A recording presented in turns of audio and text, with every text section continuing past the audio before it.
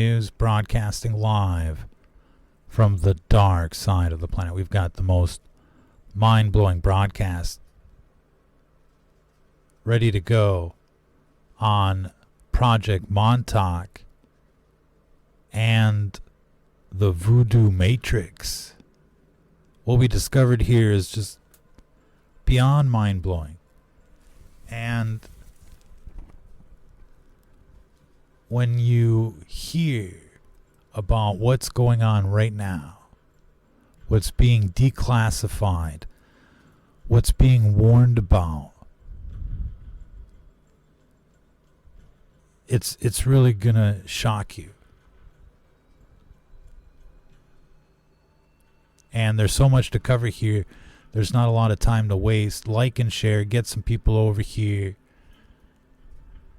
You've probably heard of the Project Montauk, mind control, conspiracy theories. We've got some footage from the site, the top secret site on Long Island. Looks like some kind of radar station, some kind of early warning station or weather station, but it's so much worse based on what we're understanding now. And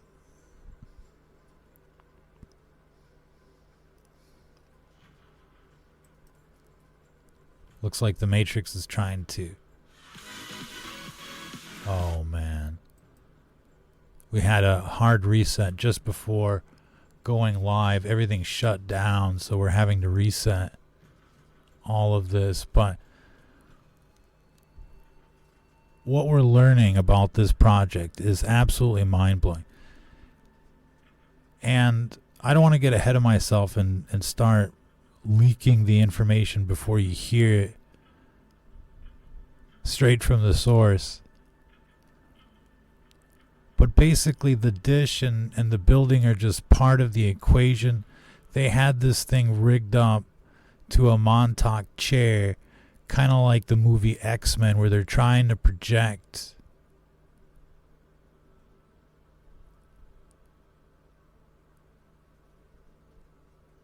into other dimensions, into the future, into mind control. It was basically a huge training program for everything that's happening now. And I want to kind of go through all of this information meticulously because there is so much being covered here. And again, we had to do a hard reset, so it may take a few seconds for this to load properly. If you're just joining us, this is Stranger Than Fiction News, broadcasting live here on Rumble. We're going to be talking about the voodoo matrix that's happening right now. This is the new Cold War, the new arms race. It goes so deep that we could be here for days talking about it, and I want to ease into this because it's so juicy that I don't want to miss a single thing here.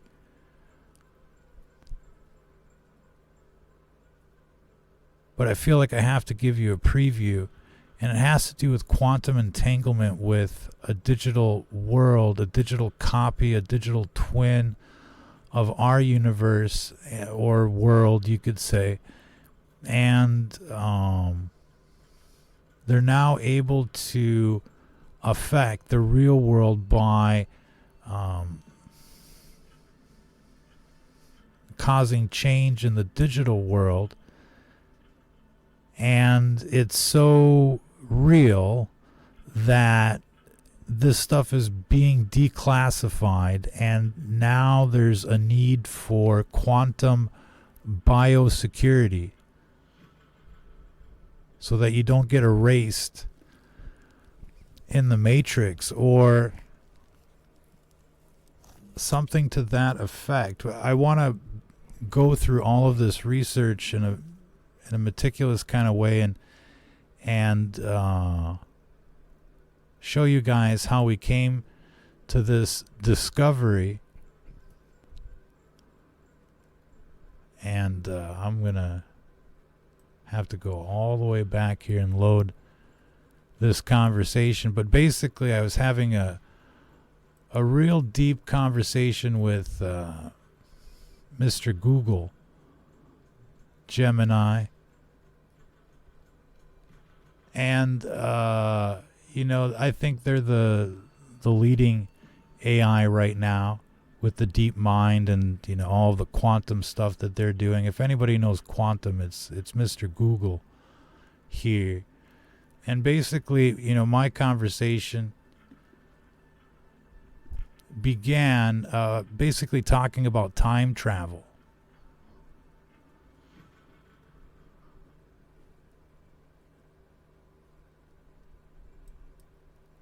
And I wanted to know about some of the top secret projects like Looking Glass, the idea of looking into the future through, electronic means and the like.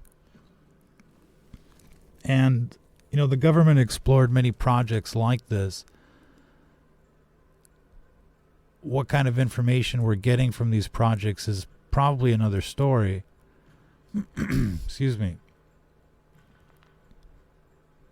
So let's just kind of read this verbatim so that I can reabsorb the information so that I can read you guys into the latest intel on all of this.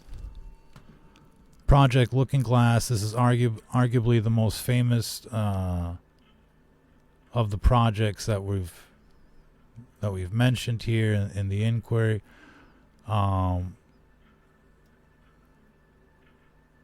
And supposedly, this technology is Area 51 type technology being reverse engineered. So it's not like human technology.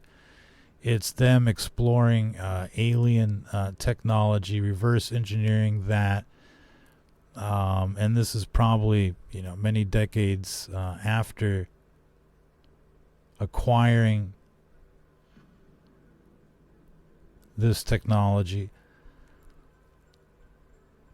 I think, that whole thing is obviously a debate that we're not going to have on this particular broadcast. Have they acquired alien ships and alien tech? It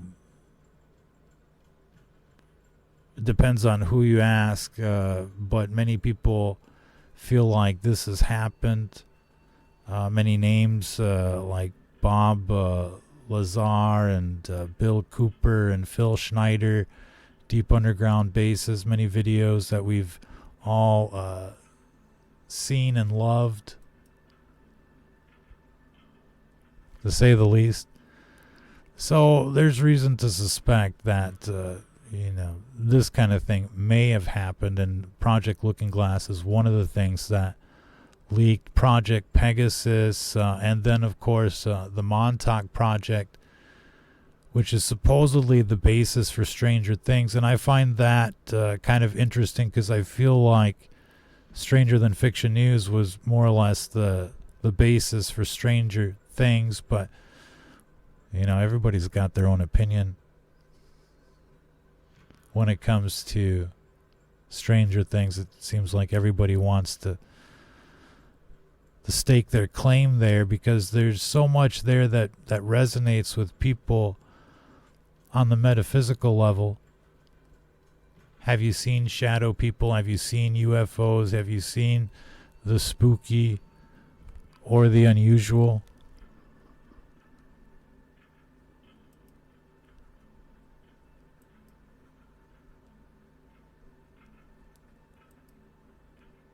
Let me see if I can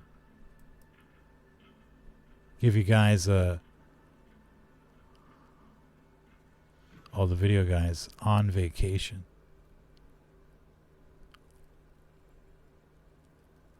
See if I can make the video a little more interesting. for everybody, I'm not sure if you're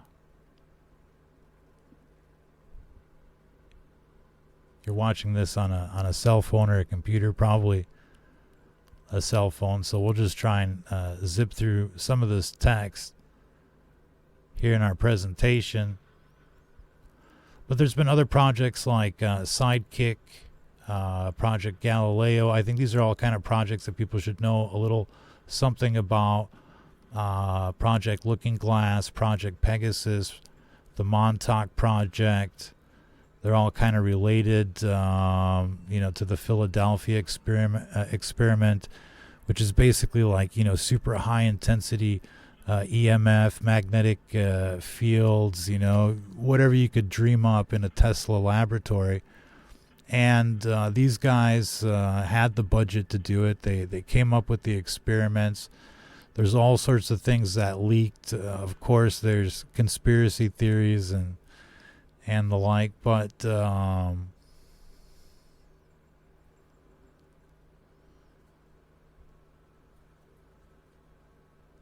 I know this Project S4 is one of the projects that we'll be looking at a little bit later. Project Sidekick, Star Wars program, similar to Looking Glass, focusing on phase shifting technologies. And that's basically like phasing things out of this reality and phasing them into another reality, or like a transporter beam, etc., etc. And, I really got to read through this little by little because there's so much here about the Tesla papers. What kind of got us interested was, the whole Trump fusion reactor MIT professor going missing. It sounded like the Tesla papers going missing and ending up at MIT again with Donald Trump's uncle. And, we were looking at that whole time travel Trump thing, and it just, seems to click really well. And we were actually going to do a big follow-up story on that.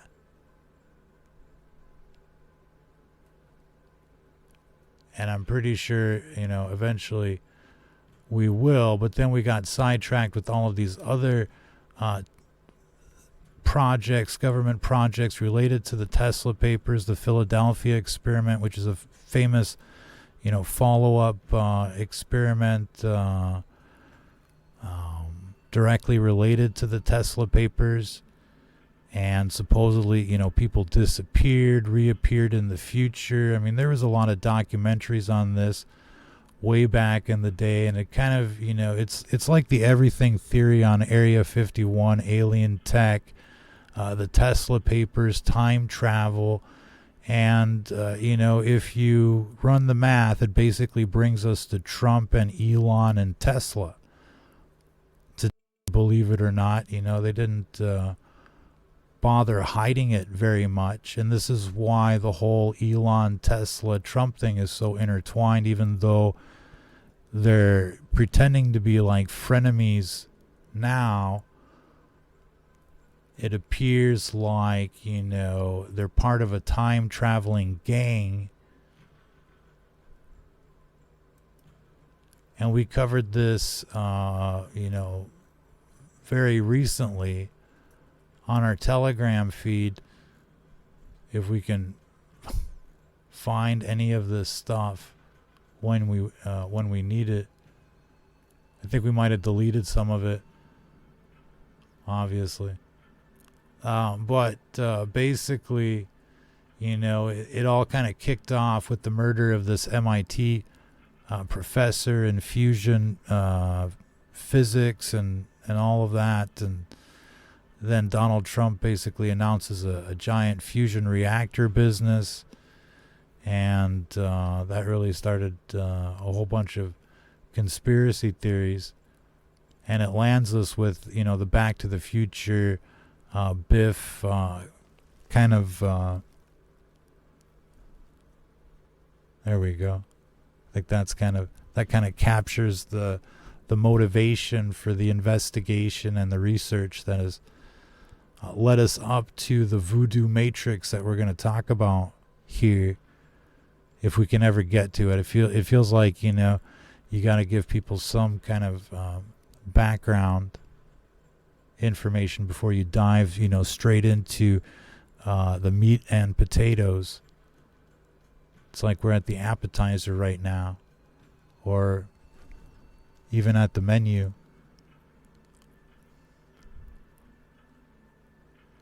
So essentially, you know, there's a lot of interest in terms of time travel, Tesla papers, especially with everything that's going on now. And Tesla was big into the ether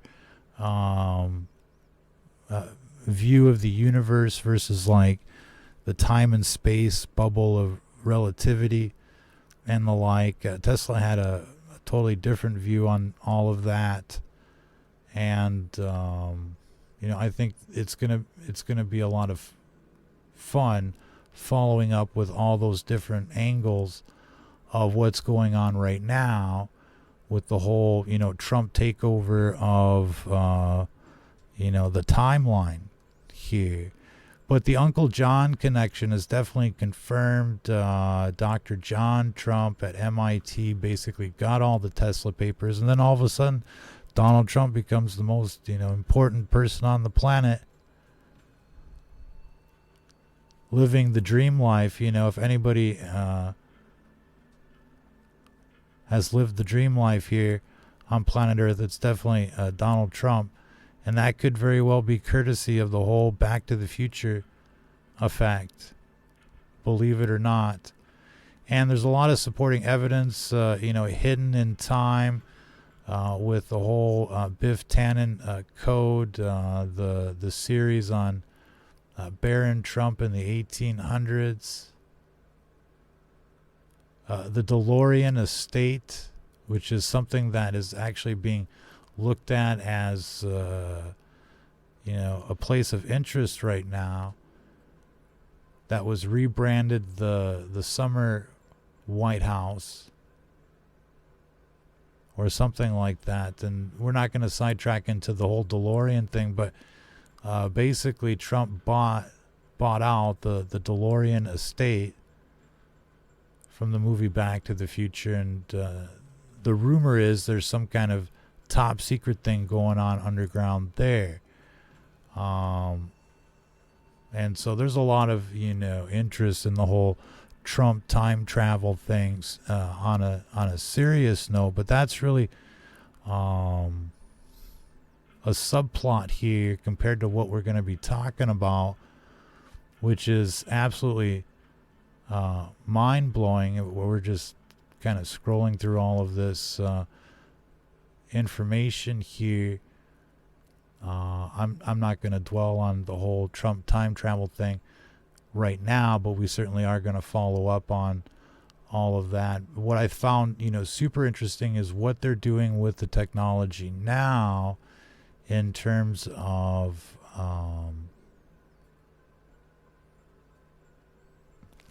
quantum entanglement and quantum physics and AI and the like. And I feel like we've made a huge discovery, and it essentially begins with the Montauk project.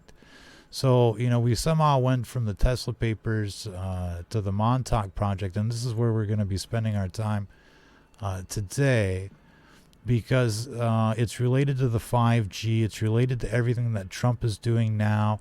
The total takeover of the country and the like is part of the story. But what else is happening is really about to blow your mind, because there's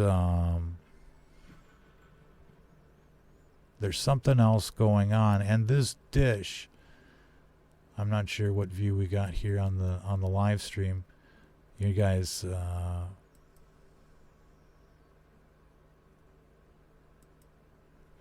still looking at the text here, but I've already kind of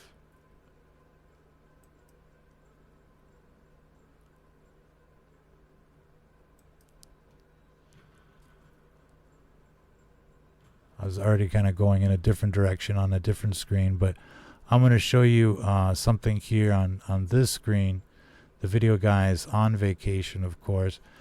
But essentially, this site at Montauk, which is probably, most famous, made most famous by images like this, where we see this giant dish and this creepy looking building. It's still there today. And essentially, what this was, it's just kind of like a big mystery of what this was. It's going to be much clearer now, but essentially, what they were trying to do here is something similar to the movie X-Men. This is what we're finding out, believe it or not.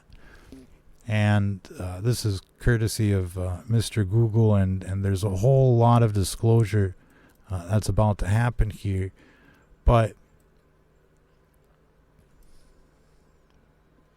I'm not sure how, this isn't looking the best on the live stream. Hold on, let's adjust this so you guys can hopefully see it better. There you go.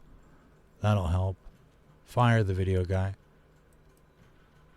We're really trying hard to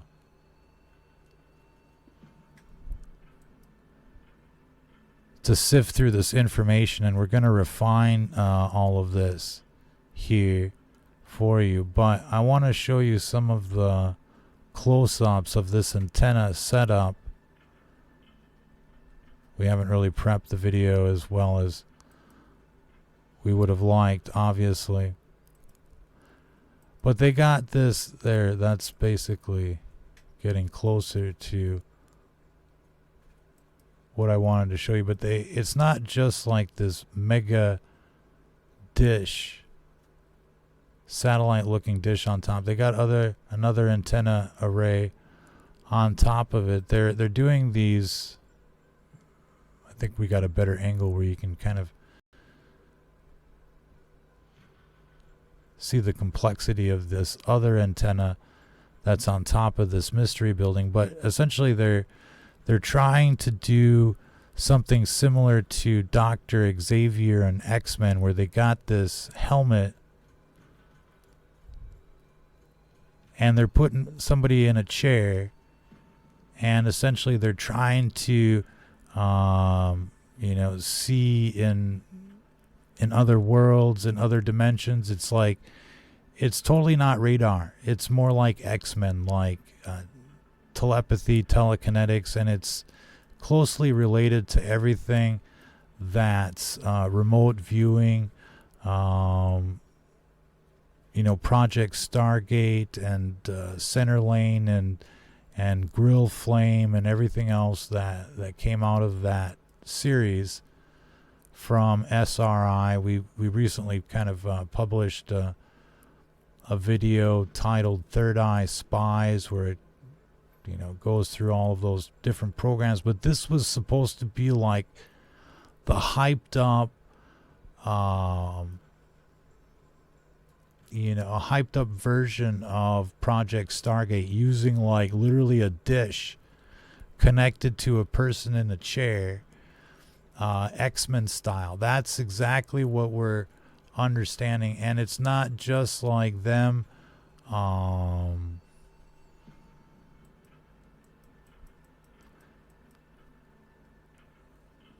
trying to remote view, but it's also them trying to look into the future and other dimensions. And supposedly this is the team working at the site at the time, and it, you can tell they're doing everything like MK Ultra style, LSD, whatever, but they're all like government funded.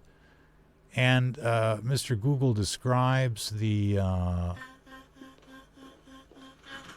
oh man, wait for this. Mr. Google describes the Montauk chair, and this is basically the first time I'd heard of it. Maybe some of you have heard of this before. Let's read this section according to Mr. Google. Excuse me. The legend of the Montauk Project centers around the massive radar dish that we've been looking at. It sits on top of the hill at Camp Hero, et cetera, et cetera. The radar dish was only half the equation. According to Preston Nichols, the project required a marriage between electronic hardware and human consciousness. This is the real world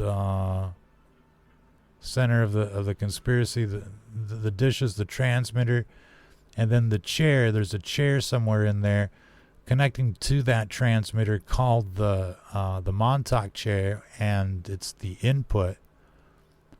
The radar dish served as the output, or as a receiver as well.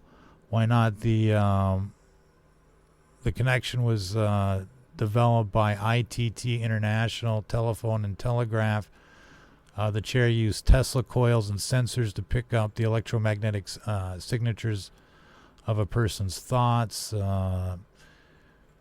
and they would plug in a powerful psychic on psychedelics, trying everything and anything they could to basically manipulate whatever they could. And if you've ever seen, heard, or known anything about remote viewing or anything like that, I mean, that's quite the toolkit,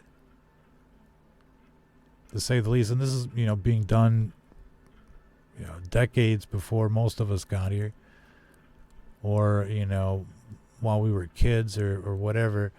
So this is part of the fun, how they were using the chair. It seems that they were highly interested in the idea of time travel in the mind, and supposedly there's a brainwave that's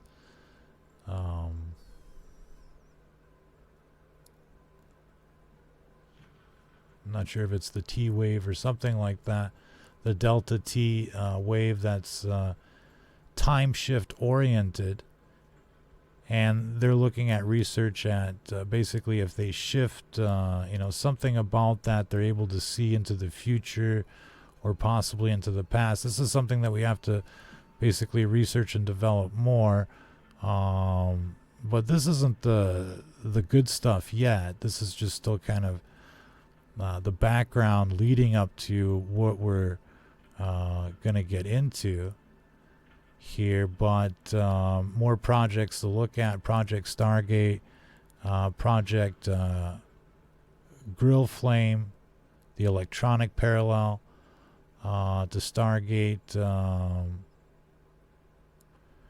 see how EM fields could interfere or enhance psychic abilities. And the Modern Vision, DARPA's Silent Talk, and N3, and this is where it got interesting, and you're gonna see, we're just about to enter into the Sentient World Simulation discussion, SWS, which is really gonna blow your mind. And I could play some video here and mesmerize you, but I think for the time being, I'll keep you looking at the text.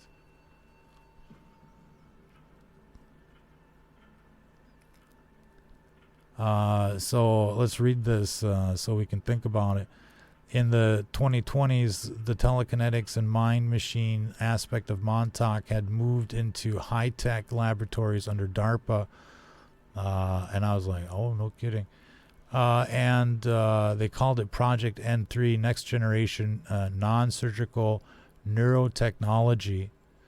This project aims to create a brain-machine interface that allows soldiers to control drones or complex machinery using only their thoughts. The Montauk connection, instead of a giant radar dish and a psychic chair, they use nanotransducers and high-resolution sensors to read and write to the brain. It is effectively technological telekinesis.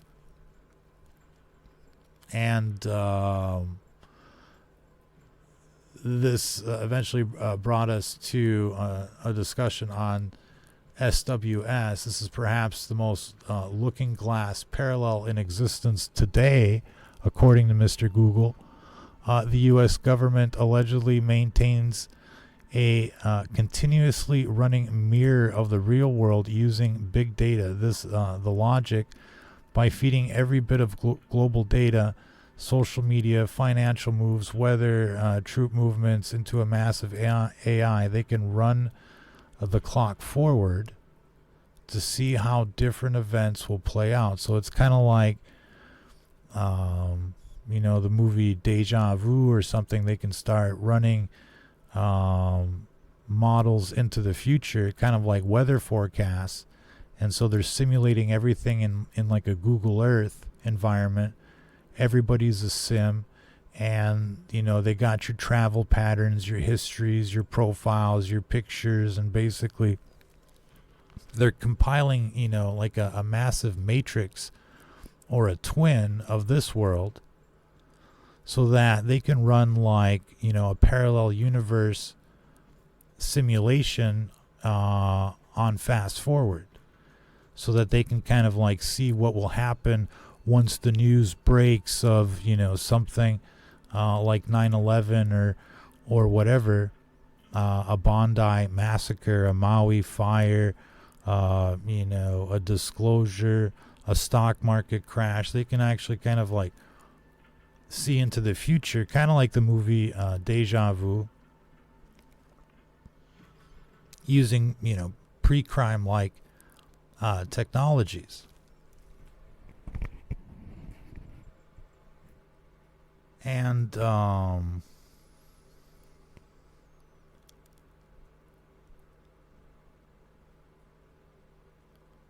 I didn't get a chance to read this all in detail, and I was hoping I was going to do that now, but we're getting pressed for time, and so I'm going to have to kind of go back and expand on all of this. But the juicier stuff is still coming.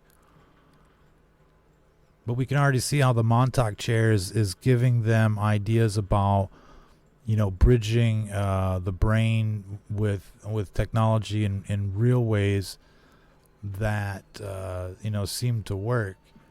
And so, funding and research continues in this direction, and everything that's like, telekinesis, telepathy, etc., that's literally enhanced by giant radar dishes, like it's the movie X-Men with Dr. Xavier in the mix.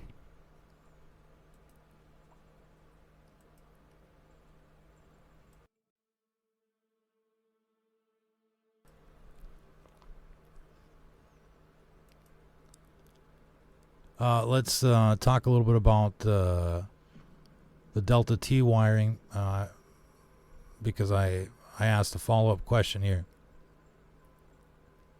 because I thought the wiring of the chair was kind of interesting. The wiring wasn't a simple cable. It was a series of helical pickup coils and superconducting quantum interface devices, squids. The sensors, the chair was allegedly lined with sensors that didn't just pick up EEG signals, but the magnetic aura or delta T time field of the human brain. The translation layer, these weak magnetic signatures were fed into a set of Tesla-based amplifiers. The logic was to resonate the brain's signals until they were strong enough to be digitized by a Cray 1 supercomputer. So they must have had a Cray 1 in there, in between the dish and the person, as a type of modulator. Somehow the Cray was programmed to modulate the frequencies from the brain into the dish. Real interesting setup now that you kind of think about it.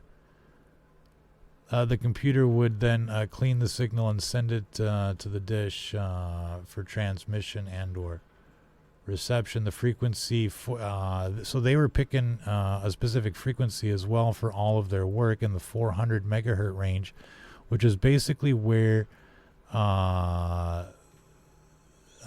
that's what TV stations use to broadcast for the most part. I think even in digital TV, we're gonna have to look, and I think this is a logic that Mr. Google picks up on. The frequency Y 400 megahertz.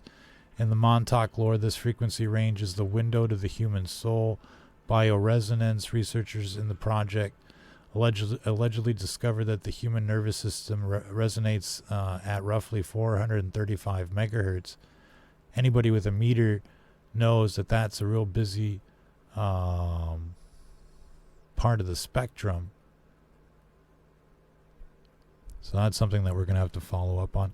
The carrier, by using this frequency as the carrier wave, the military could bypass physical skull and interact directly with the consciousness of anyone in the path of the radar beam. No kidding. Now you got 5G everywhere. Listen to this. Modulation, pulse width versus phase modulation. That's what the craze for. To translate a thought into an analog signal that a radar could transmit. Radar is basically like, a giant antenna dish. Super powerful directional transmission. Nichols claimed that they used a complex form of pulse position modulation and phase shift keying, PSK. That's still being used today. Step 1, encoding. The psychic would visualize a specific outcome, like a door opening in 1943. Step 2, phase modulation. Okay, we'll come back to all of that. The white noise factor. Okay, so they like using a white noise generator. So I then kind of followed up on the delta T time theory, because all of a sudden that started making me think like maybe they're using it to look forward in time or backwards in time into the future, into the past. Delta T theory is where Montauk project shifts from traditional radio engineering into vibrational physics. And the Montauk engineers, the delta T time field is a specific magnetic resonance that the human brain naturally produces. It is believed this field is what anchors our consciousness to the present moment.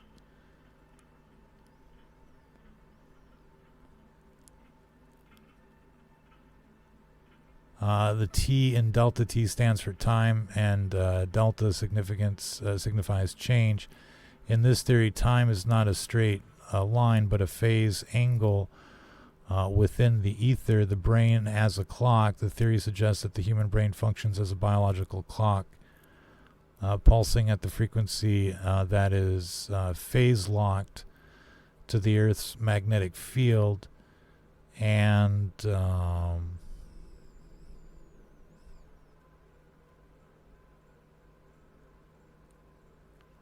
then it goes on to say, as long as your brain's magnetic field, the delta T field, is in sync with the environment, you perceive time linearly or in the present, in the now.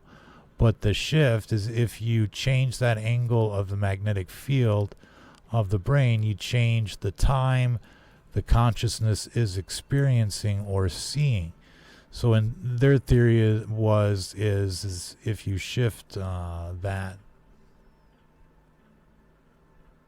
magnetic field in the brain, you could possibly see into the future, into the past. And so they were obviously looking into that. And that, that's old tech now, way old tech compared to what they're doing now. But that really started fueling the next series of questions. Okay, listen to this. So the scary movie era of the 1970s has indeed been replaced by the surgical precision of the 2020s, while seeing the future is in a mystical sense remains unproven. The benchmarks achieved by projects like DARPA's N3 and the Brain Initiative show that we are successfully decoding internal movies of the human mind. If the Montauk project was a sledgehammer, modern technology is a scalpel.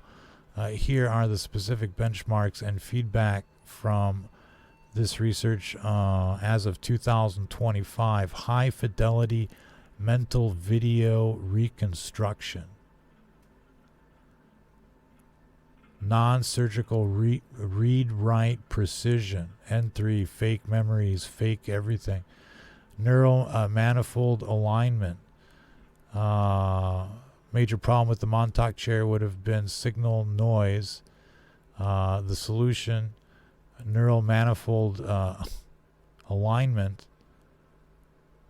making their transmissions or viewing much clearer.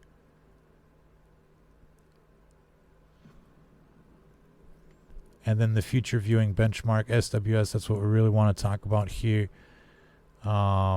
Sentient world simulation, a matrix with, sentient self-aware agents, self-contained in a person, a digital person. Instead of seeing the future, the government uses mass data mining to simulate it, to simulate the future in a simulated world. They run synthetic populations, digital versions of every citizen through trillions of scenarios to see which political or social moves will cause a timeline to collapse or succeed. It is looking glass via big data.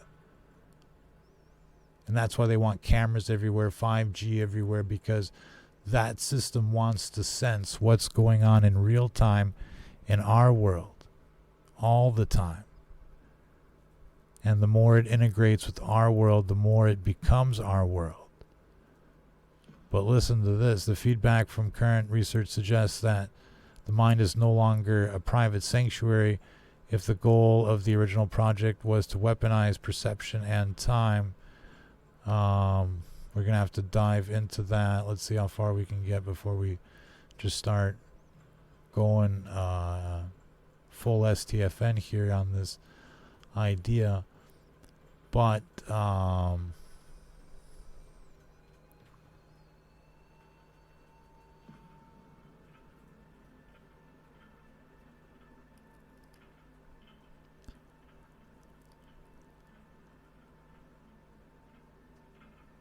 the big move here, and I'm gonna have to probably begin summarizing where this is going. Maybe I can find the Google, the Mr. Google entry.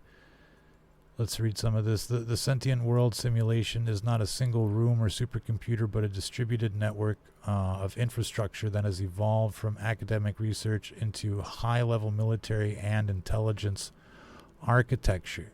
The physical brain of the SWS sentient world software is spread across several key locations, combining university research labs with secure government data centers. Purdue University, Northern Virginia, NRO Sentient Hub, just some of the locations, and everything is expanding rapidly in Texas as well. But around Washington D.C. is where like 45%, 50% of all the data farms are. This is probably the current hub for Skynet and SWS. The roadmap for SWS is moving toward what researchers called AI-enabled constellations and integrated embodiment. That will be 6G and the like. But autonomous sensor coordination, multimodal fusion, sentient AI integration, target 2030. Hold on, let's see if we can get to the...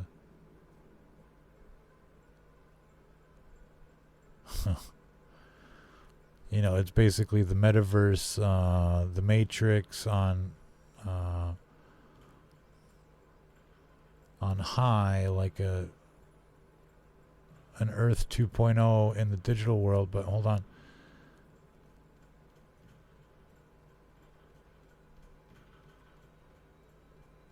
There's other, I'm just looking through this. We're going to have to paraphrase and summarize, I think, from from here until we get to the entanglement part. That's where it gets really interesting. But there are multiple, in fact, every country, every military is basically developing this technology known as sentient world simulation, or, their very own,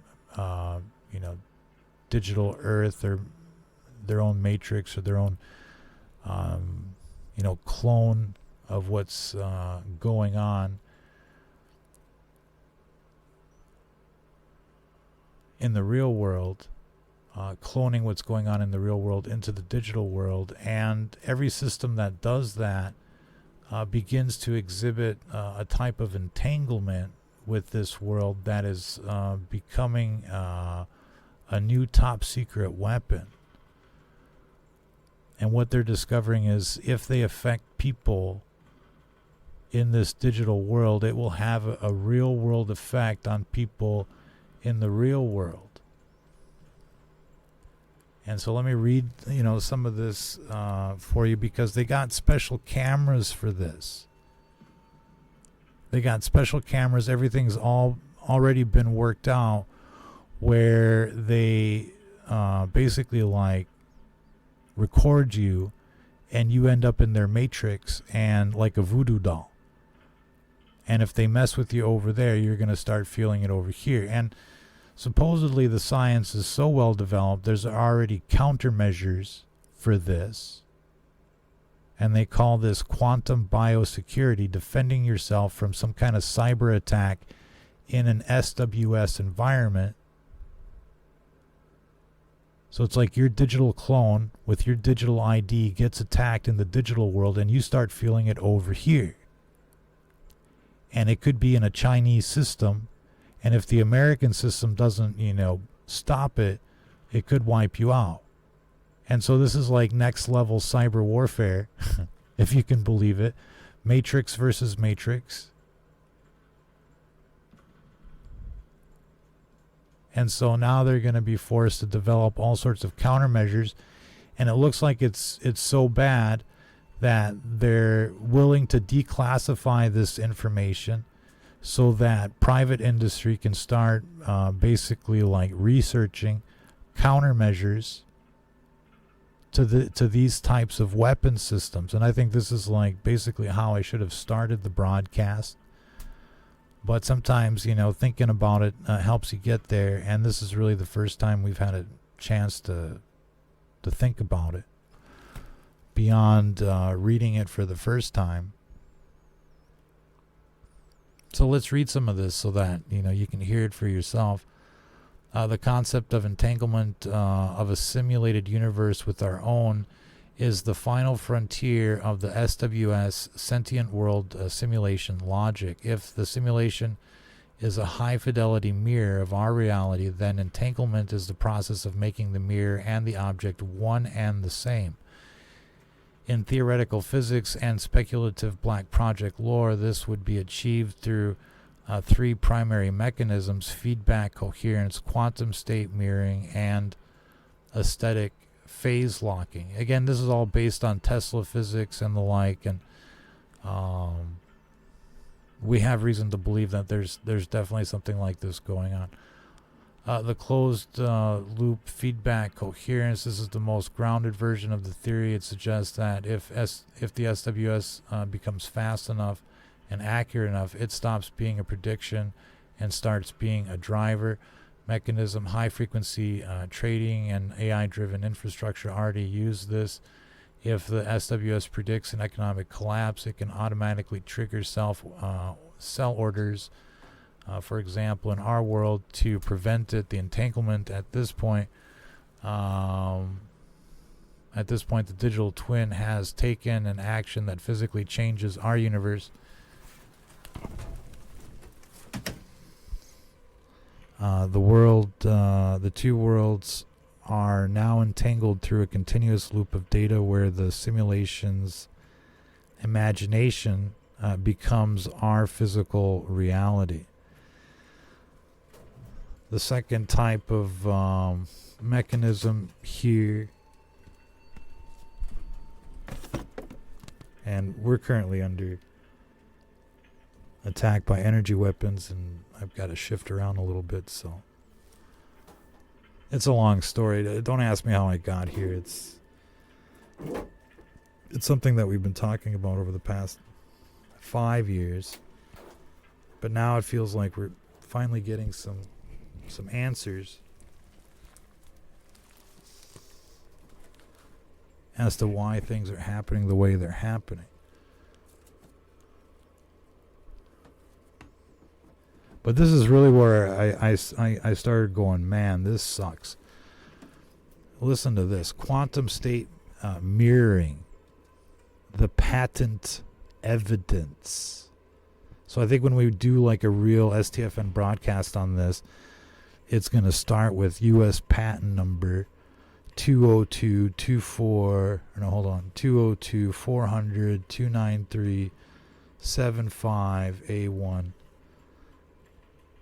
In a stunning parallel to your scary movie intuition, a 2024 patent actually describes a method for synchronizing physical and virtual environments using quantum entanglement.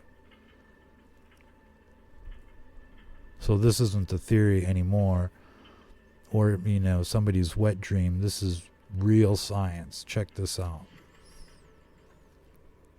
I should have started here because this is where it gets creepy. Listen to this. The mechanism. The system encodes a qubit based on a feature of a real-world object and then entangles that qubit with a second one inside a virtual environment. The result, because the two qubits are entangled, any change in the virtual simulated state instantly affects the quantum state of the physical object. I'm gonna jump ahead a little bit. They do this with a camera, and it seems like probably most of the CCTV cameras are already equipped with this, where there's like quantum pairing that's happening. There has to be like an emitter of this type of photon, but basically it shoots out in pairs. One sticks onto you and one comes back to the camera, and the one that comes back to the camera gets recorded into the matrix, if you will, and the other one basically is entangled to you. And essentially now they have a quantum pair, and I think we'll just kind of keep reading here, but the implications are enormous.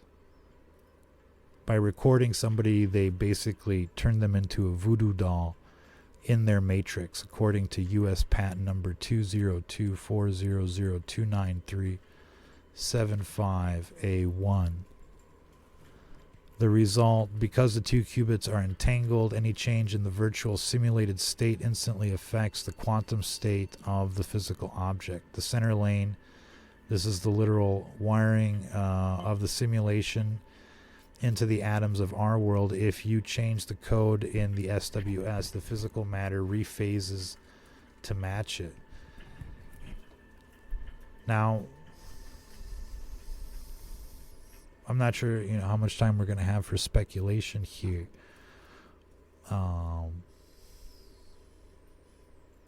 But in my opinion, this effect or this process is boosted by cell towers and, let's dare say satellites beaming us with streams of radiation, so that when they're inducing change in the virtual environment, it's actually like transmitting over here in real time, as well as just being entangled. I'm sure there's redundant technologies that are in play, and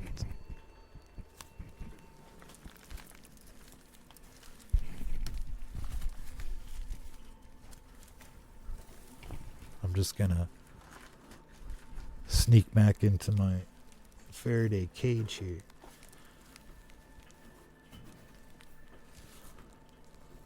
It's a little bit of a process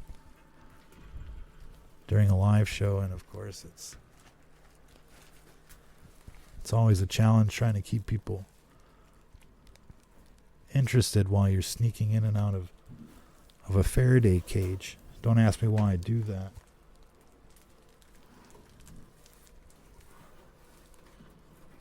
Because if I had to tell you, we'd be here for a very long time. Okay, so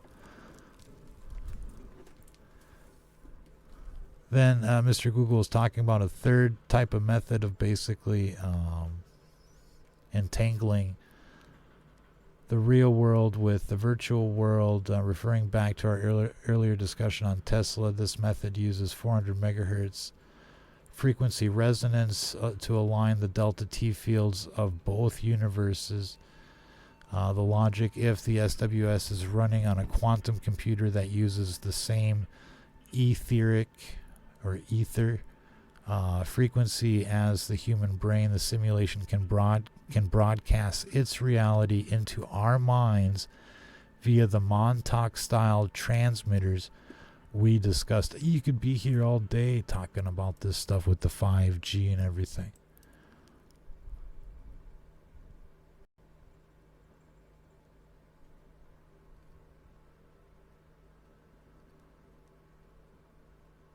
Let's see if we can get some more intel here.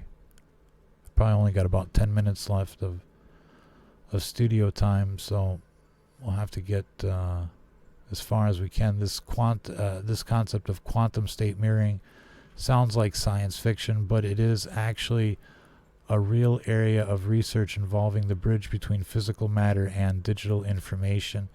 To explain this like a high school physics project, we can break this down into 4 simple steps.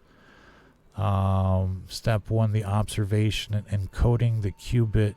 Imagine you have a real world object, let's say a spinning top. To digitize it into a quantum world, we don't just take a photo, we look for a specific quantum property like a spin of an electron, etc., etc. I think kind of ask him to try again, because that really wasn't the best example.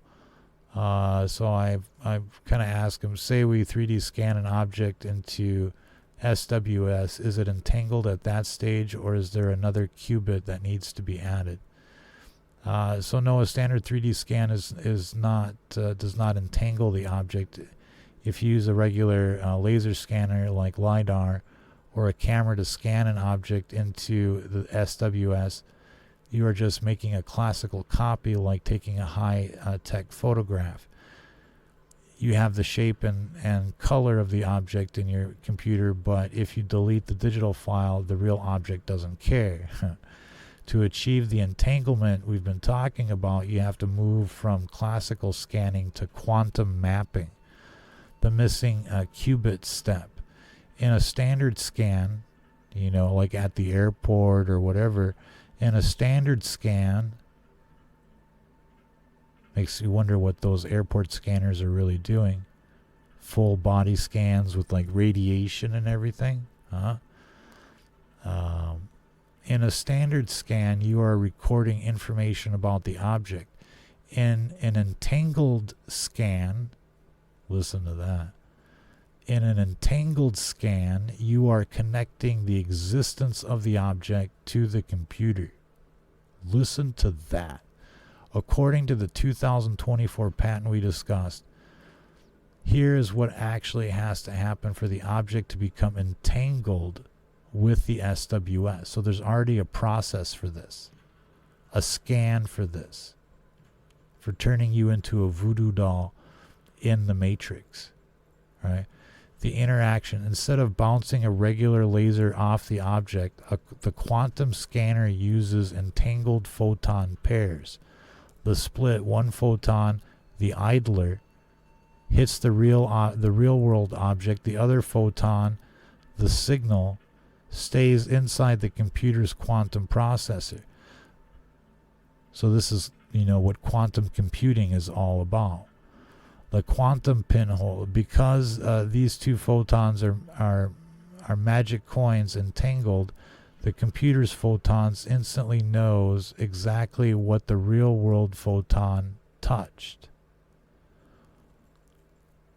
The state encoding, all this, at this exact moment, the computer encodes a qubit that represents the quantum state of the object's surface. This is the moment of entanglement. You now have a qubit pair where one half is the physical atom and the other half is the digital bit in the SWS. I'm probably going to have to follow up and do a little bit more research here, obviously, but you have to wonder how these, photons are being absorbed and how they're staying on the person, in the person. Has this been developed further, with the food and the beverages that were being served and the like, but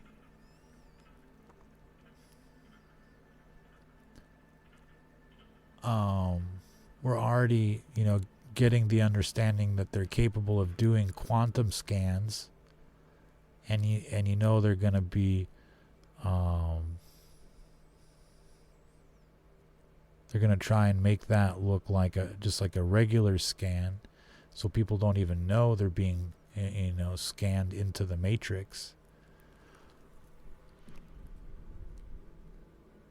Like a voodoo doll.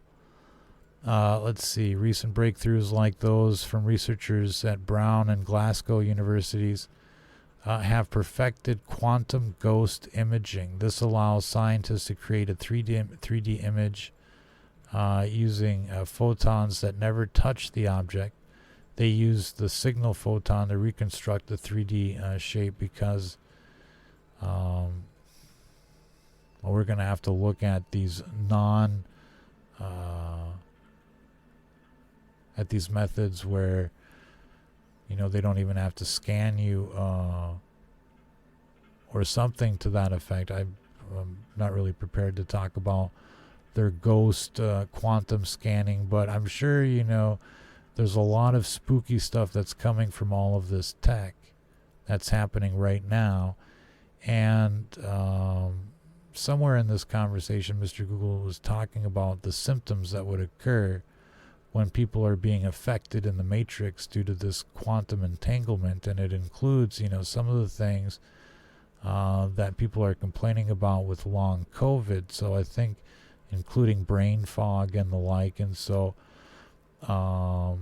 if these types of computer systems start thinking about you in real time, it can have real world effects. And it may not be like, an earthquake in your town or anything like that, but it could be like, literally taking people out.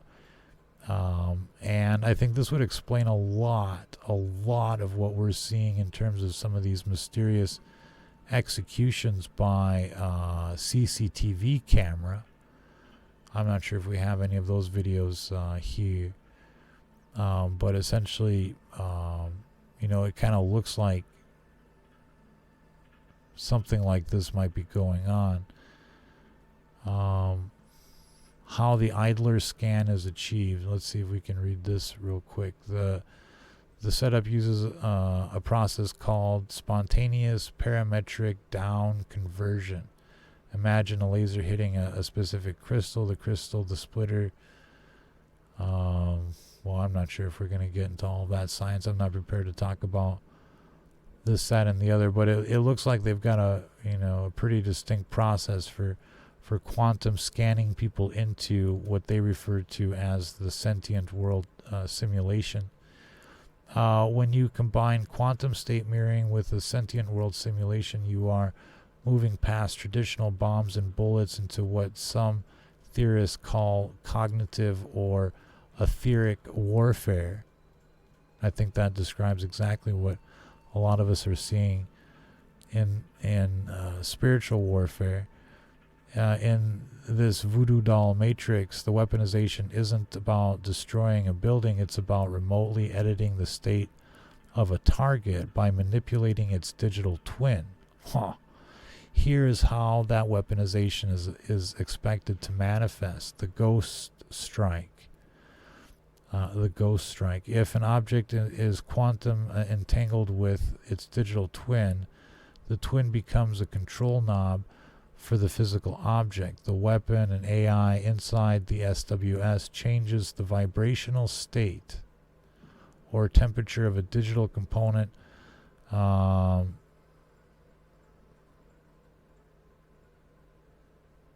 Okay, so it's talking about basically like a cyber attack here, like attacking a generator in the virtual world, having an effect in the real world, and then he goes into human targeting. So not just, not only can humans be affected, but literally elements of machinery and the physical world. Neuroentertainment, entrainment. This is the most direct voodoo doll application. You couldn't make this stuff up. If the SWS has a human digital twin, HDT, that is phase locked to a specific person's brainwaves, their delta T field, the simulation can be used to influence that person's biology. The weapon, the SWS, broadcasts a specific frequency like the 400 megahertz range we discussed, that is modulated to match a stress state in the digital twin. The effect the real-world target suddenly feels intense anxiety, exhaustion, or brain fog, long COVID, right down to the T, as their biology tries to sync up with the digital twin's programmed state. Current research in human-centric digital twins already monitors biological data in real time to optimize worker safety. So that's what all of these like smart watches are all about. How all of a sudden they're tracking your heartbeat and all of your stuff like that. They've been testing this out secretly, right? They would affect the person in the digital world, and then they would see what would happen to the person in the real world thanks to their, Apple Watch in real time. Oh, this is so deep. This is so deep. Timeline pruning, pre-crime 2.0. Using SWS, the military can run trillions of what-if scenarios to see which world leaders or events lead to specific outcomes. And so they could game you in so many different ways, and essentially be, at the right place at the right time, or the wrong place at the wrong time, with any kind of NPC. I think this really kind of adds a brand new room to explore, in the STFN everything theory, from, NPCs, celebrity clones, alien wars, you name it. We got all of this stuff to explore. The evil digital twin attack in the cybersecurity world of 2025, researchers are already warning about the evil digital twin. An adversary creates a perfect clone of a facility or a person. They subject the clone to thousands of attack simulations to find the exact resonance that will break it. Once the breaking frequency is found, they broadcast it in the real world. And I think, a lot of energy weapon attacks are probably using the same kind of strategy. Because we've noticed, once you change your shielding, it works for a while, and then they adapt and find frequencies to get around what you've done. And, this is probably one of the ways that they do it. Let's see if we can go a little further. Defending against a quantum voodoo doll attack requires moving beyond traditional firewalls and toward quantum resistant biosecurity.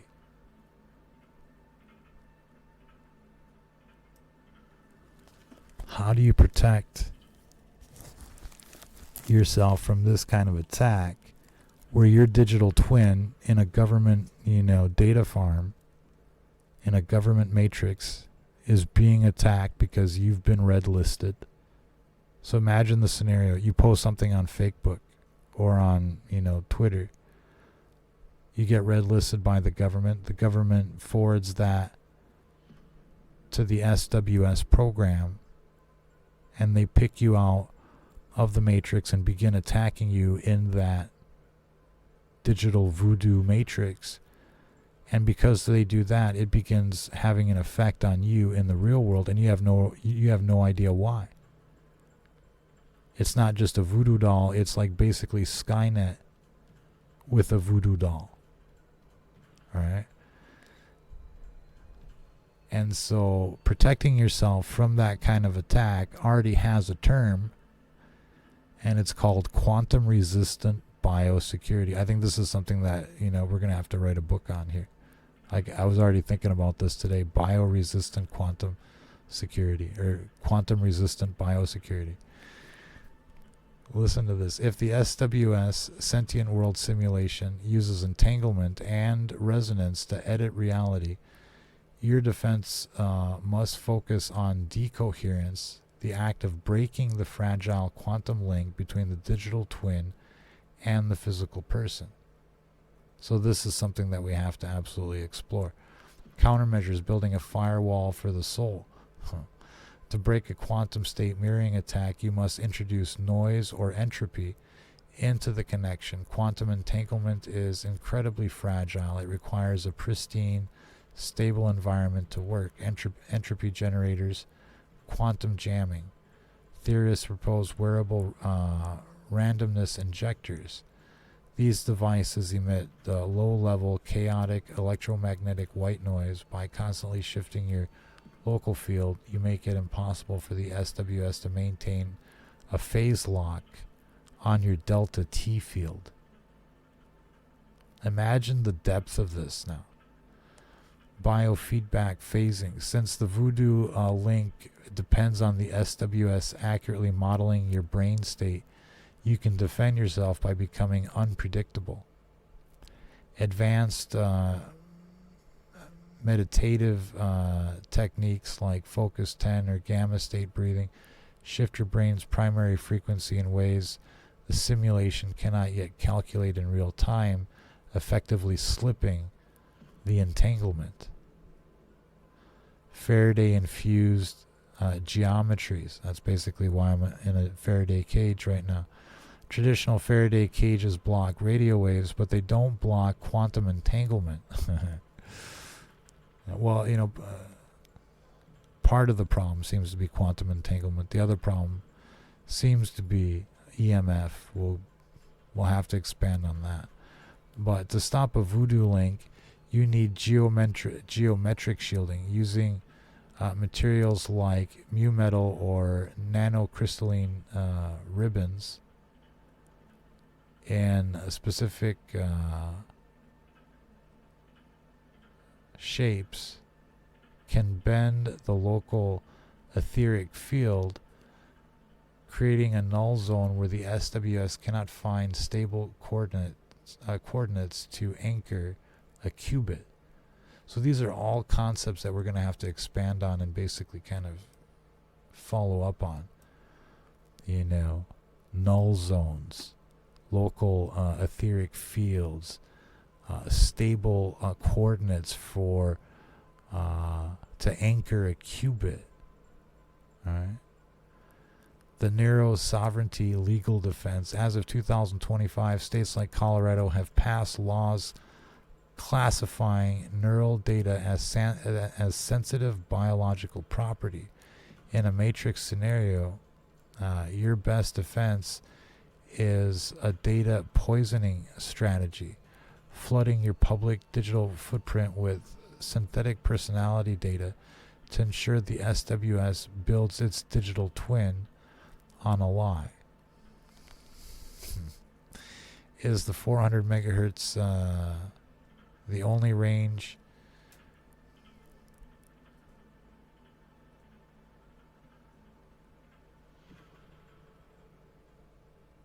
Notice that Wi-Fi is listed here.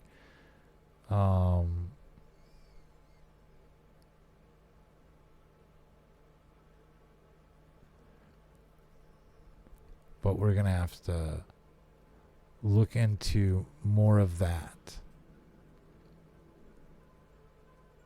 Not only applications, implications, but also countermeasures to this type of technology. But I'm going to just kind of do 5 minutes of free thinking on this in terms of what does this actually mean. In theory, like,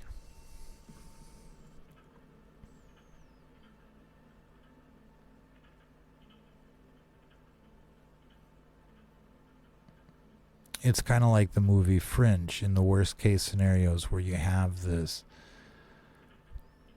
digital or this other universe that basically is, at odds with this universe, wants to merge with this universe or take over, and they're developing weapons to do so, weapons that we can't even begin to understand, and that includes affecting this world with technologies that are completely invisible for the most part, that can severely impact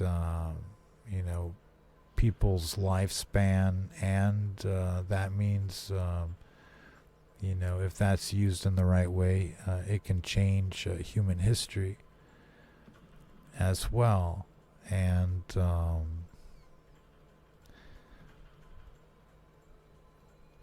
it also means that in the digital worlds, there could be a world where it's just in sync with this world in real time, and they use it as a giant voodoo doll, picking and choosing what they want to pick off and change.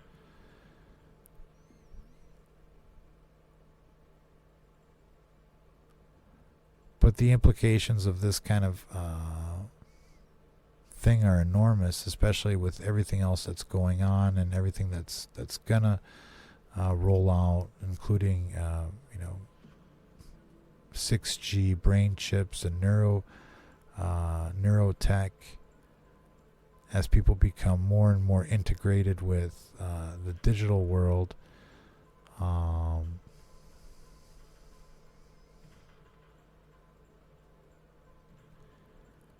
It'll mean that that world has even more influence and the like over here. It's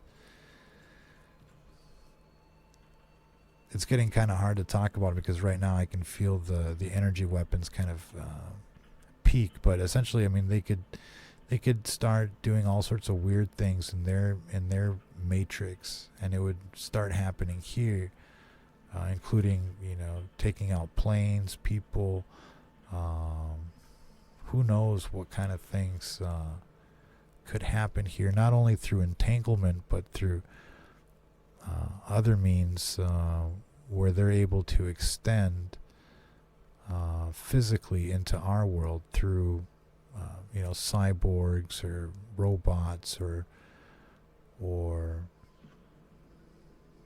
energy weapons or other types of machines. And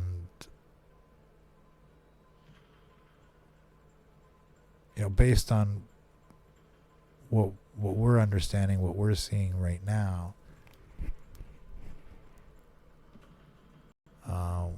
we're definitely looking at a scenario where there is a sentient digital world with people there that are self-aware and that are basically anchored into our world via the internet and the electrical grid, and they need our electricity, and we're the only ones that can really provide that for them. But there's a lot of other implications to what's happening, and we've been thinking about this for a while. It was actually shocking to see this actually happening at this level. And if you can imagine a weapon like this where you have a quantumly entangled matrix where the entire world is basically, quantumly entangled to a simulation. So it's kind of like the movie The Matrix, where if you unplug a person there, they basically get unplugged over here.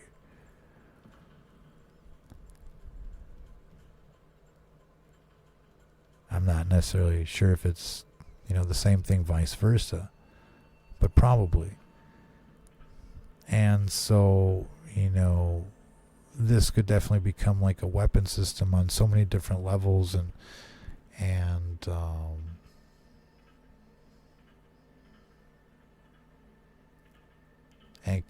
there's just so many different applications for an operating system like this, for a metaverse like this, or a world like this.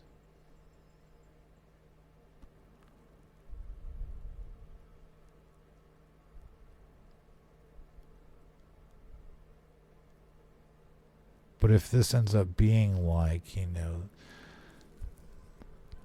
the standard kind of thing where every time there's a digital world that is spawned, that is, highly accurate and synchronized to our world, where there's this kind of entanglement that happens. And if something affects that digital world, it affects us over here.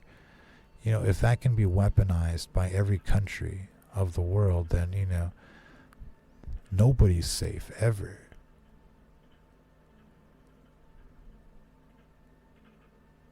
And who knows what kind of cyber attacks can come from that. But, if, let's just say, for example, and I know this is a hypothetical, but imagine they drop like, a very large kind of explosive device on a city in the digital world, and it wipes out everybody there. And then all of a sudden everybody in that town becomes sick in the real world. They don't understand why, right? The digital world just got nuked, and all of a sudden these people are like, suffering symptoms, and they don't know why. If that becomes like the standard weapon of the future, then you can imagine the kind of wars that will happen, as a result.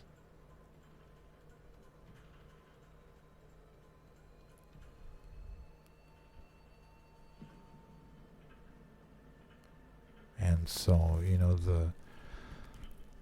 the possibilities are endless there. And I think this is, relevant to us as Christians and spiritual warriors, because it's basically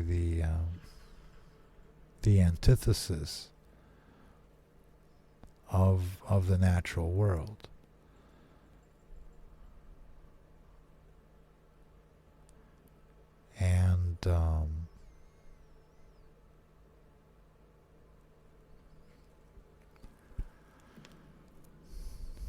And in a sense, it gives us, a lot to think about when we try to understand what's happening beyond the veil. I can't say for certain, what we're looking at exactly when we look beyond the veil, but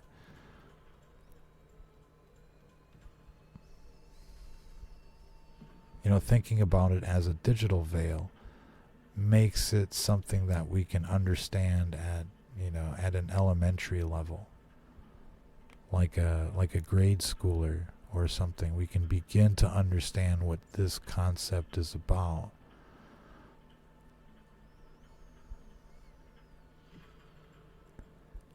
And so if we imagine, that we're looking into some kind of digital metaverse,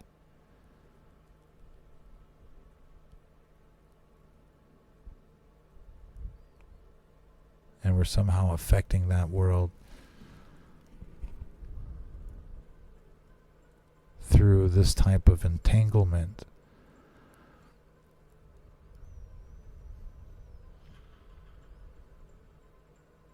then perhaps that will lead to, better understanding. But at this stage, the big concern is that, it looks like, people can be killed if their digital clone is killed on a government computer system.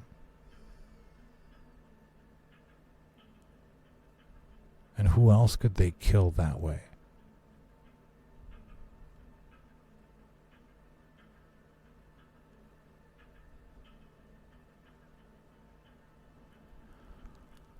So that's the next generation of warfare, is killing people in the Matrix, and that ends up killing people in the real world. And that process appears to be so certain that they're now basically warning people about it and calling, that type of defense as quantum biosecurity.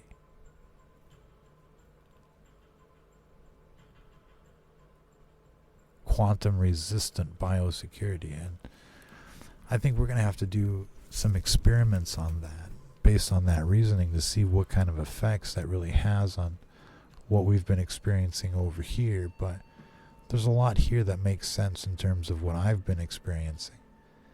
And so I feel like, exploring the countermeasures here to a certain degree may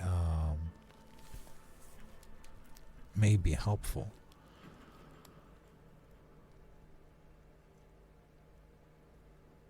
So I think we're going to continue to look into countermeasures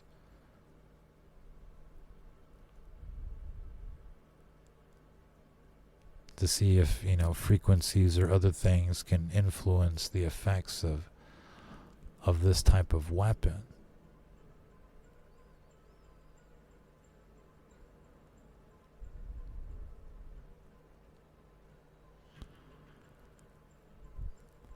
But, in the meantime, one thing seems to be very, very certain, is that they're able to predict the future with a lot of certainty, based on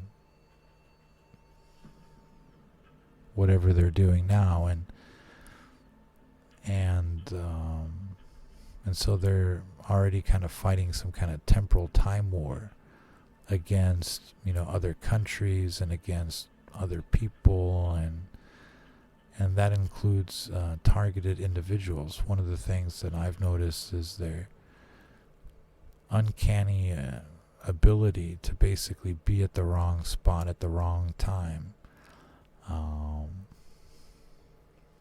with a high degree of accuracy, like it's computer programming from the future kind of thing. And I think this kind of tells us how they can do that through SWS type technology, sentient world simulations that are like, the movie The Matrix and beyond. And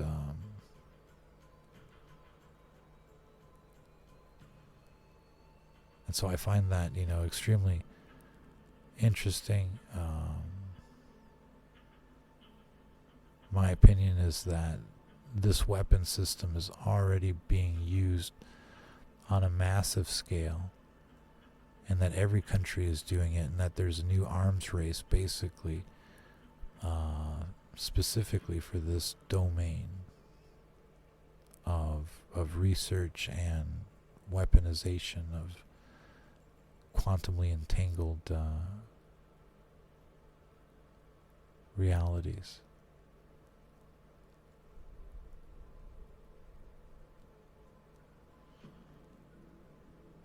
So this is exciting research. We're going to be following up with this here very soon. We're going to have to kind of leave it there for this broadcast.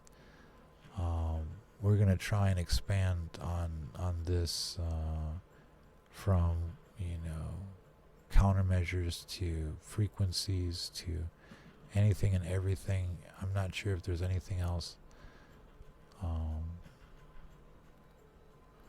that we really want to talk about here at this stage, but I think this is something that people need to be aware of. It's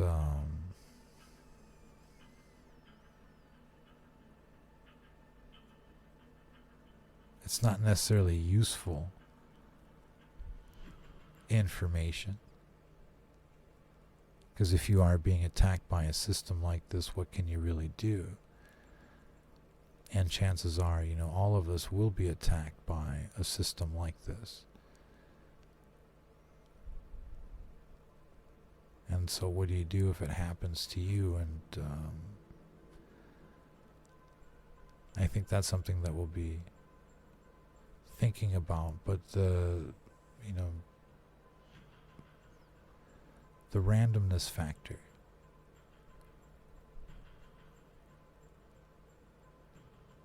trying to be unpredictable and off the grid as much as possible, like denying the system information about you is probably one of the best weapons that you can, or countermeasures that you can use. I'm not saying it's going to help that much, but by changing your routines, your schedules, your travel patterns, everything and anything to mess with the way the AI is going to predict your future. Because if the system is coming after you, it's going to basically base its attacks on where you're going to be and what you're going to do and stuff like that. So making yourself less predictable is probably an easy thing to do, given that the entire system is watching each and every person out there. Is it going to help that much? It's hard to say. Everything that we've thrown at this system is basically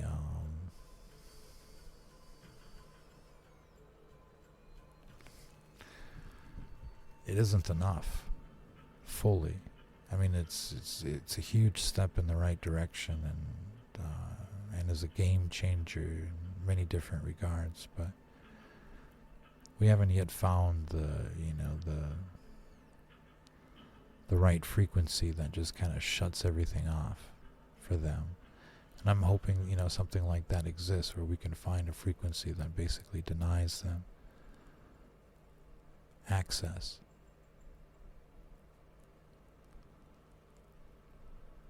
We'll let you know how that research goes. In the meantime, be sure to like and share. If you're listening to this, this is Stranger Than Fiction News. And if you're listening to this, you are the Resistance.